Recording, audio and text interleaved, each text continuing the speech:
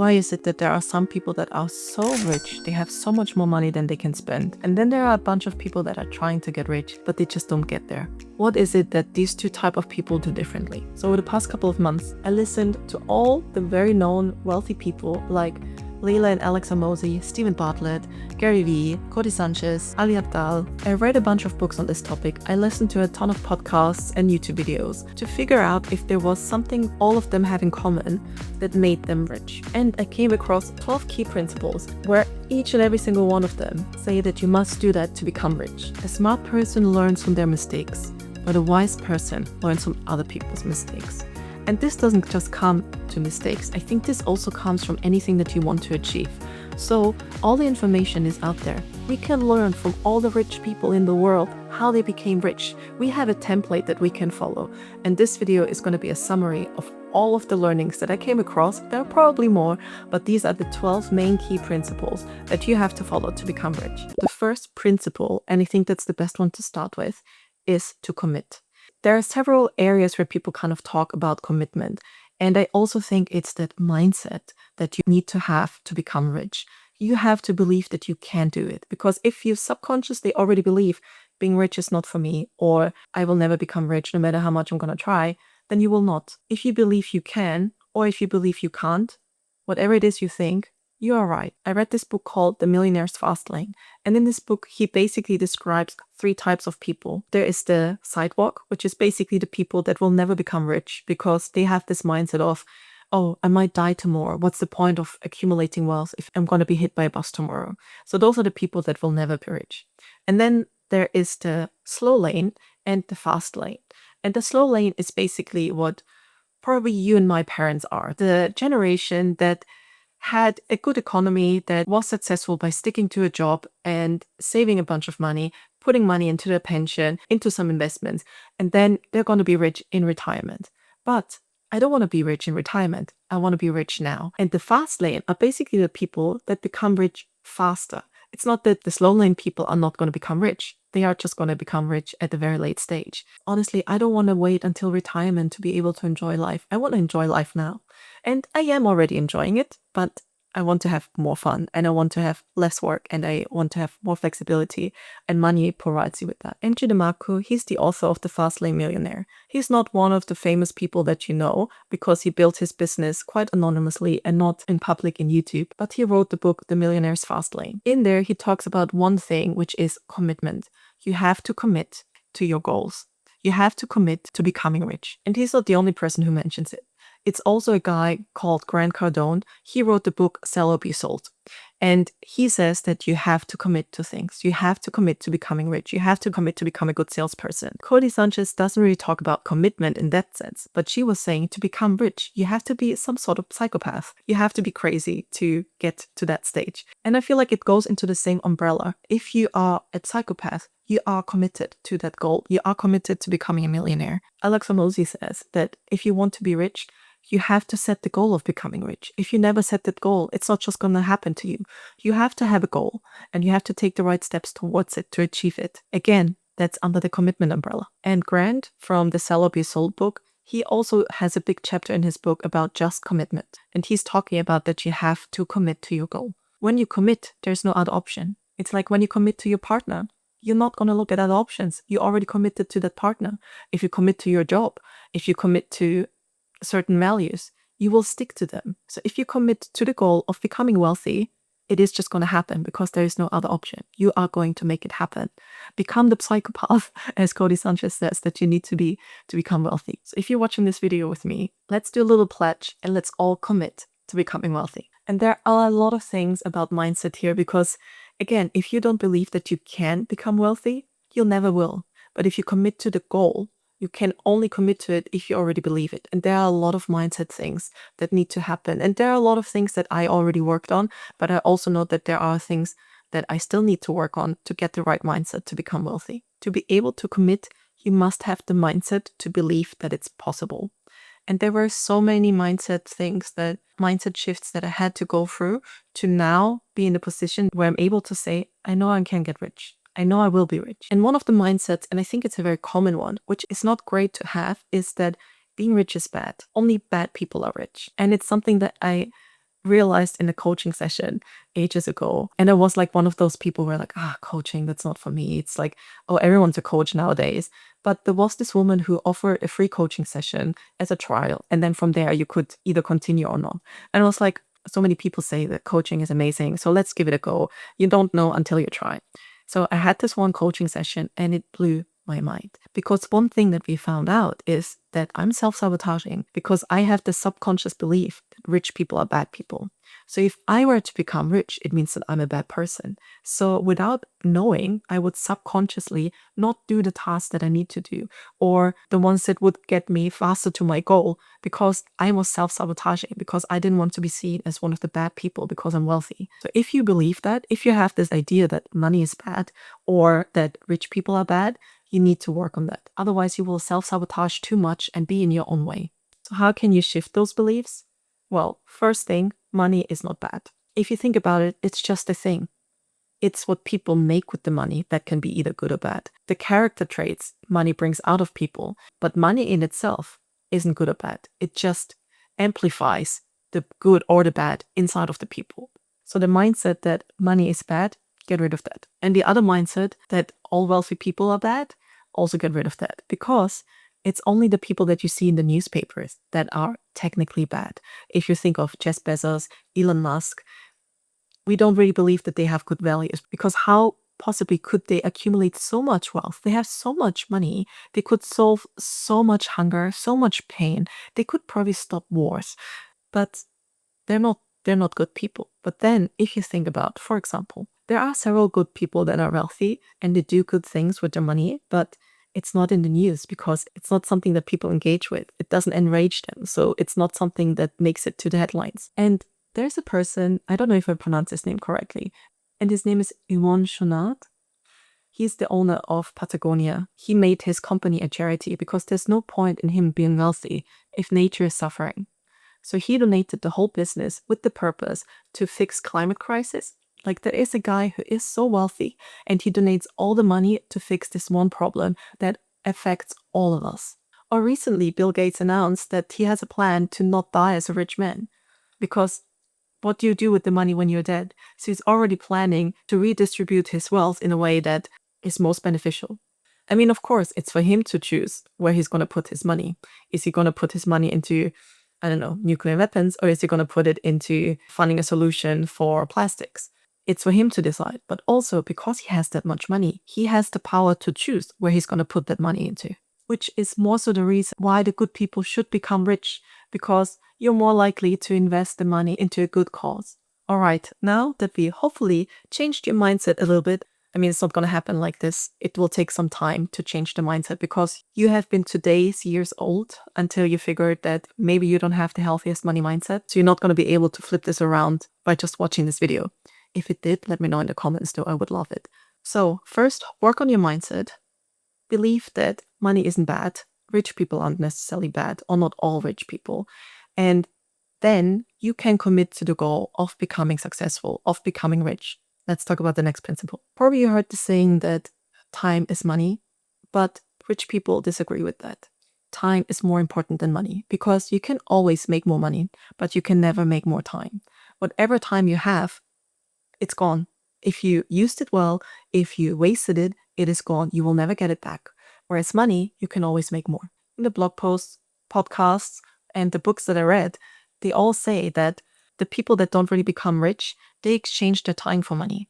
They think that if you put enough money into the stock market, time will generate more money. And in a way, it does. You will actually need a decent amount of money there first to be able to generate enough money. If you just invest $100 and let it sit for 40 years, you're not going to have as much money that if you would have invested $1 million and let it sit for 40 years. The poor people, or the average Joe, they will swap the time for money, or they will invest their time to save money. So for example, they will spend the time to drive to a petrol station further away to save a couple cents on the petrol, instead of just paying at the petrol station where they then would save time.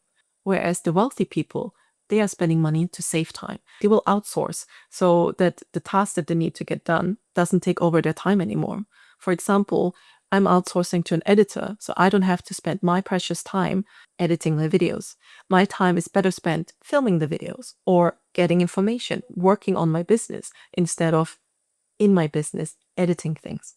And at the same time, I help another freelancer become wealthier. So it also has a trickle down effect. So the people that are not that wealthy, they will get out of their way, spend their time to save some money. And how much do you actually save if you, for example, drive to a petrol station 5 to 10 minutes away to save a couple of cents on the petrol? If you could be at the destination that you want to be 20 minutes earlier, if you wouldn't have done that detour, your time is so much more valuable than money.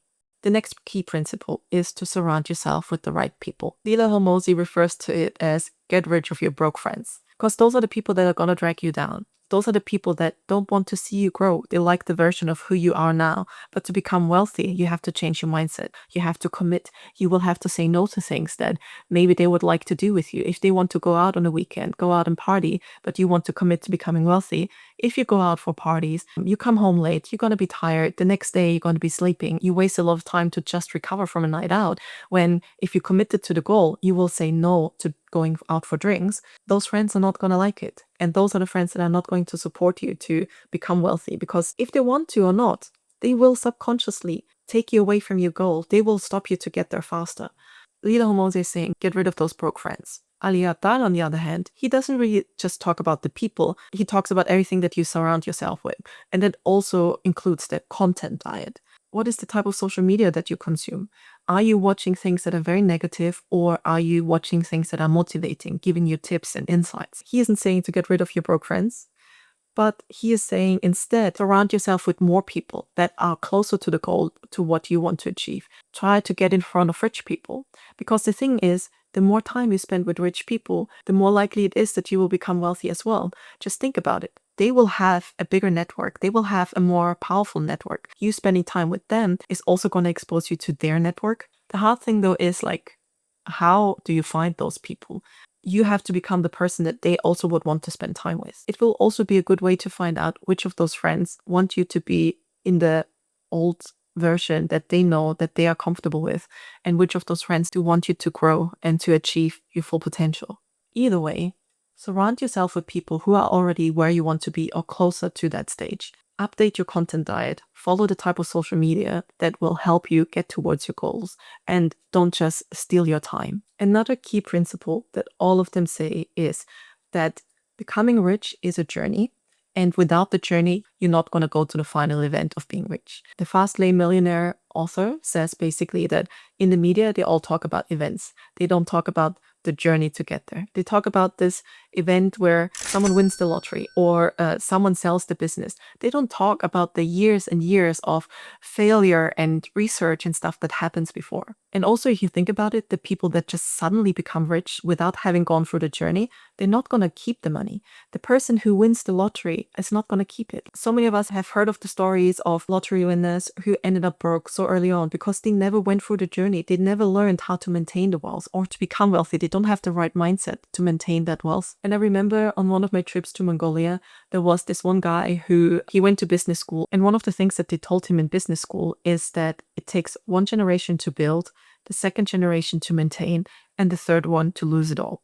And that kind of shows how that if you just have that money, you're not going to keep it. The second generation will maybe keep the money still because the generation that created that wealth is still there to guide them. But then as soon as this generation passes away, the generation that has it can maintain it, but they cannot build more. And then the third generation is losing it. And the trick to bypass that is that every single generation will have to build their own form of wealth. They will have to build their own business, or they will have to build their own systems to maintain the wealth. It's more about the journey than it is to be about the event. And if you ask a couple of rich people if they would be able to become millionaires again, if they would have to start from scratch today, a lot of them will say that they can't because they have the skill set to become rich, because they've gone through the journey. Nobody can take that away from that. So it's the journey, it's not the event. The next key principle is probably the most important one, and it's the one to take action. Or as Nike says, just do it. I recently came across a TED talk or a speech of the guy who owns Netflix. He was also saying that taking action is one of the most important things, because you will learn so much more in 1 hour of taking action than you would in 3 months thinking about it. Many people say that, yes, you can watch a ton of content. You can watch this video, but the only way for you to actually get rich is it doesn't matter how much knowledge you have. You have to take action. You have to take those steps to become wealthy. When you're watching this, maybe you are thinking to become rich one day, that you should take action and make this one day one of your journey of becoming a millionaire. Because the best time to start to get rich would have been a couple of years ago. And the second best time to start is now. There has been no better time in history to make money. We have the luxury and the privilege of having the internet, access to all the information that's out there, and there have never been more self-made millionaires than there are now. The entry level of getting rich has so many less barriers because now you can just ask AI to write copywriting for you, to come up with a marketing strategy. You can even use AI to build your own apps. So again, one of the main principles is to take action. There's also the roadmap from Hormozi, and it's basically you have to figure out where you are now and where you want to be. So where you want to be is also what's the number of money that you like setting the goal. That's the commitment. But you also need to know how to get there. So what's the roadmap? Like once you know where you are and where you want to be, you have to figure out how to get there. And if you don't know how to get there, you have a knowledge problem. If you know what to do, but you don't get there, you have an action problem. You have an execution problem, which means that you have to take action. And what all of them have in common is they talk about failure. Maybe you know the advertising agency Wieden and Kennedy. They always talk about fail harder. And you will just simply not fail if you don't quit. If you keep going, if you stand up and pick yourself up every single time, you will get there. Which again, commit to your goal, take action, keep going. Maybe I will look back at this video one day laughing my ass off, but this is going to be one of the first action steps I'm taking to become wealthy. So if you want to see my journey, follow along, like this video. Another thing that all of them talk about is that you have to be in control at any time. Whatever it is that you're going to do to become wealthy, if you start a business, if you have a service business, whatever it is that you're going to offer, you have to be able to take control. One of my strategies of becoming filthy rich is with this YouTube channel. I hope that I will get enough sponsors, I will get enough views, and hopefully make some money for AdSense. On that note, if you haven't already, please hit subscribe. But actually, that is not the best strategy because if I make my income depending on YouTube, for example, if YouTube at one day decides to not pay their content creators anymore, you have no control. There's nothing you can do about it. So you need to have control over your business. Alex Hormozi talks about one point in his journey where he basically was able to make a lot of sales, but he wasn't selling his own items. He was selling a membership or something in gyms. And there, people would be able to get a refund. So he could not control the margins. He could not control the amount of refunds. He was really good at doing the sales, but he had no control of all the other parts of that, which is why he failed. And that was a big learning for him. So always keep control of things. Another common thread that I saw across all of the information was to not be an asshole. And maybe it should be obvious. And I hope if you're watching this, if you came across this video, that you are a good and kind person. But it basically means to treat everyone that you come across well. And it makes sense because one of the most important things about you will be your network. And people just like to be around people that make them feel good. If you're an asshole, people are not going to feel good. And even if you're really good at what you're doing, they will probably not hire you for that. They will probably not think of introducing you to their friends that would open up more opportunities for you because they don't like you. So be kind to people. Actually, my sister works in HR and she's pretty cool. She used to work in HR at McDonald's and she went to one of those seminars and they were talking about that if you have an asshole in the team, fire them. No matter how good they are at what they're doing, maybe they're the best salesperson and they're in charge of a big bunch of revenue in the company. If they're an asshole, get rid of them. Because what they do is they drag everyone down. The rest of the team is going to complain about the person, is going to feel bad, is going to not do their best job because they invest so much of their energy to not spend time with that person, or they're just so frustrated around them that they're just not capable to do a better job.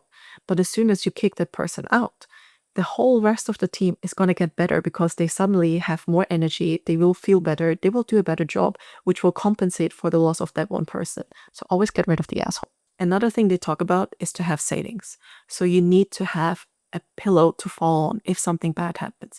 And I think after COVID, we all learned that we need to have a backup plan or at least a soft pillow to fall on. Hormozi talks about the emergency fund. One of my friends, he calls it the shit happens bucket because there are things that you just cannot control. There will be things out of your control that you cannot plan for, and it's always good to have savings so you know in an emergency you can fall back onto that. One big thing, and that's probably the biggest lesson in the Fast Lane Millionaire book, is that you have to be a producer. You cannot just be a consumer. And that means so many things.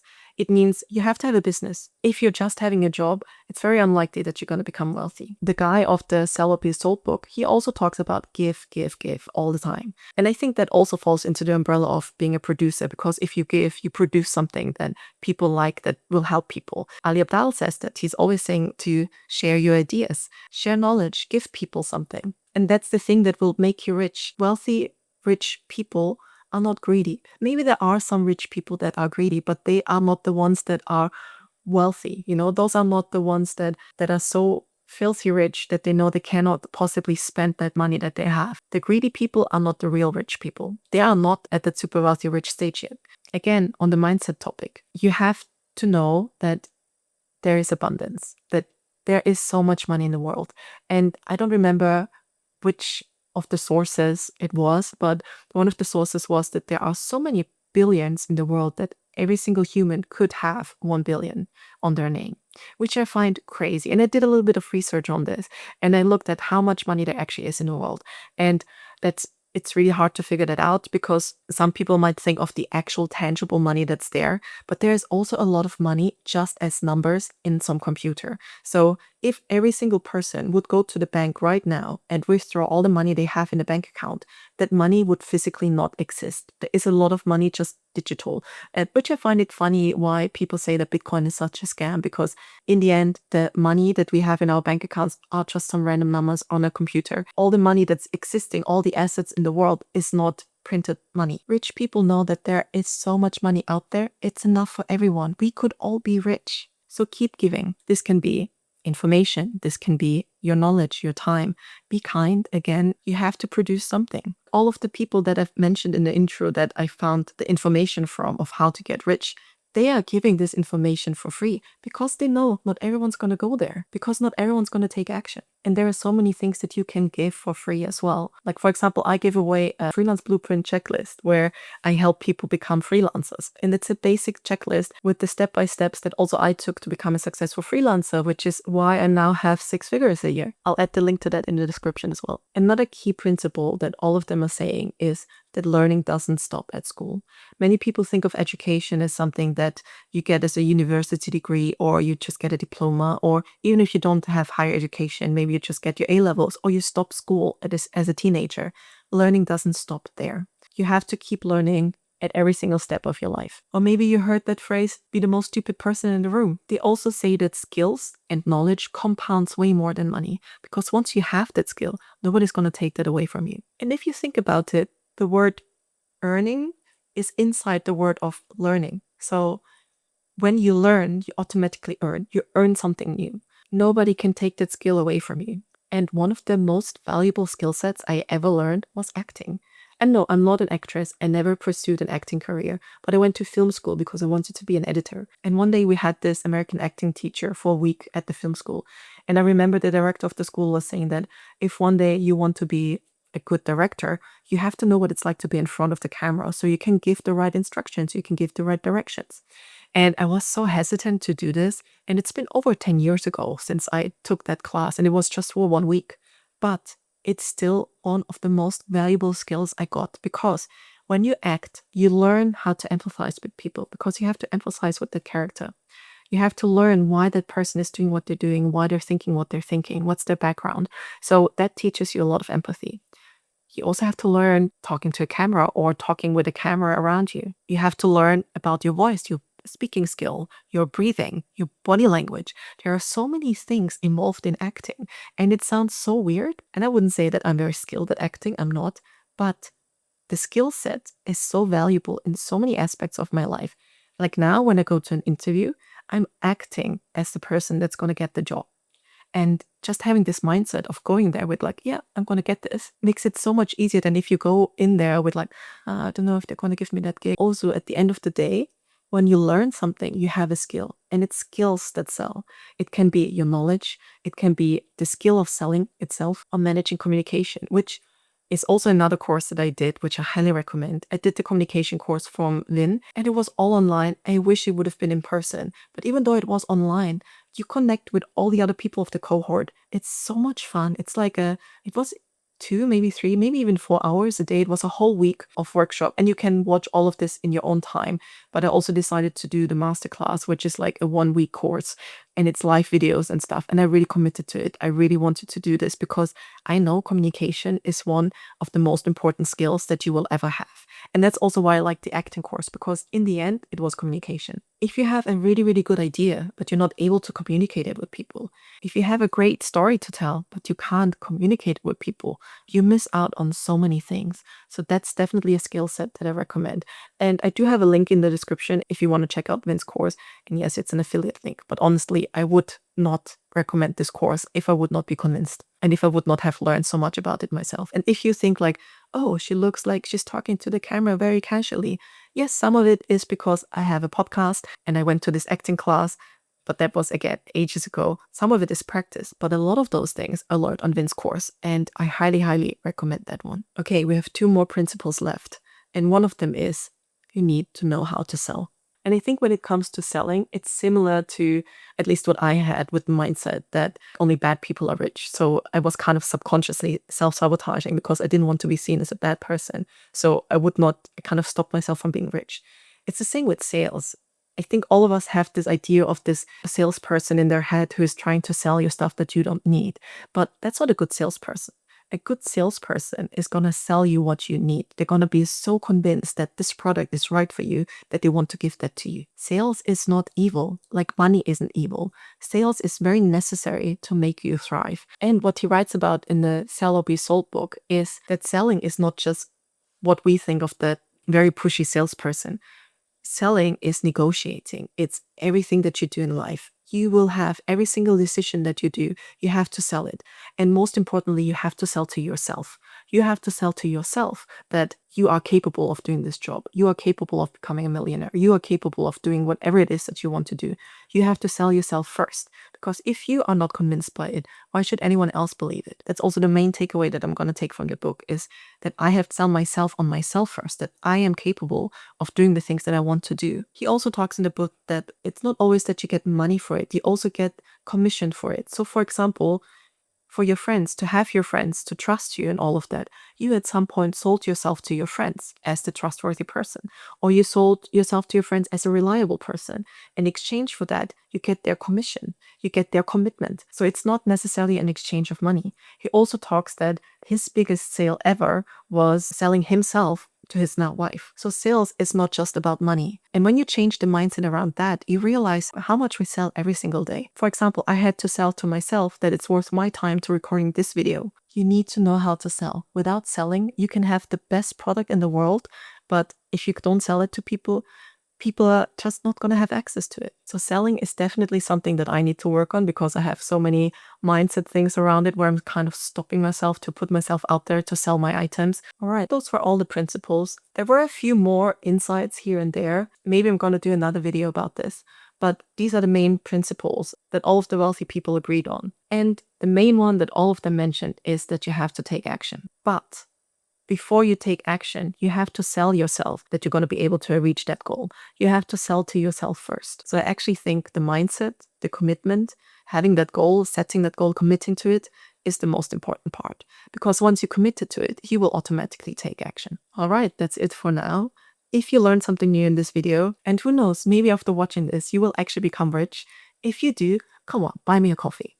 Actually, if you become wealthy after watching this video, you shouldn't just buy me a coffee. You should buy me a flight ticket to wherever you are so we can hang out, because I'm looking to surround myself with more wealthy people. So if after watching this video, you actually become wealthy, reach out, let's hang out. The one thing that I want you to take away from this video is this. The strongest asset that you have is yourself, which is why it's super important that you invest in your skill set and into yourself, your mindset and your self-belief. If you subconsciously think that you can't do it, you will not be able to do it. You have to sell to yourself first. Otherwise, you will not take the actions that you need to take. You will self-sabotage. So if you made it this far, it's time to hit the subscribe button and also leave a thumbs up. Thank you so much for watching this video. And if you like this one, I would recommend that you watch this one next. And I'll see you at the next video. Bye.